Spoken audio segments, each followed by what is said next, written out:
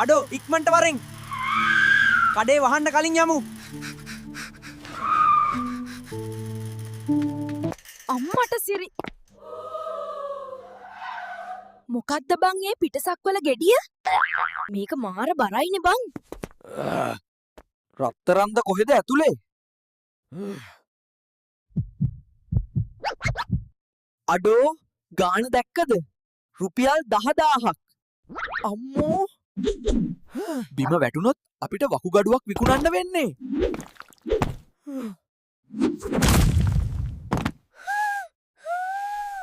මගේ හાર્ට් එකත් නැවතුණා බං.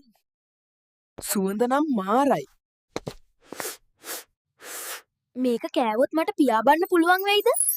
පියාඹන්න නෙමෙයි.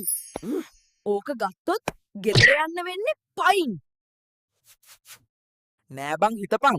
මේක කාලා අපි ලයිව් එකක් දැම්මොත් වයිරල් යයි.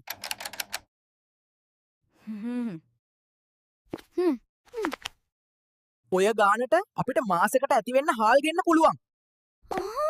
එක කැල්ලක් කාලා බලමුද? කවුරුත් දකින්නේ නෑ. පිස්සුද යකෝ?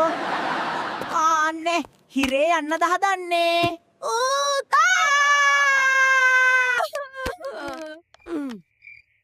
අර සිකියුරිටි අංකල් අපි දිහා බලනවද මන්දා? හෙමීට සද්ද නැතුව තියමු.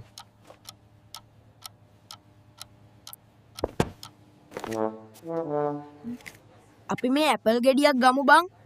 මේක රුපියල් 100යි. ඒක හොඳයි. ලංකාවේ දේවල් කන එක ඇඟටත් ගුණයි. දාපන් ඕක කරත්තෙට. ඉක්මනට බිල ගෙවමු. යන්න එපා බං. ඉස්සරහා බලාගෙන ඵලයන්. හරි බං. ලබන මාසේ පඩි ගත්තම අනිවාර්යෙන් ගන්නවා.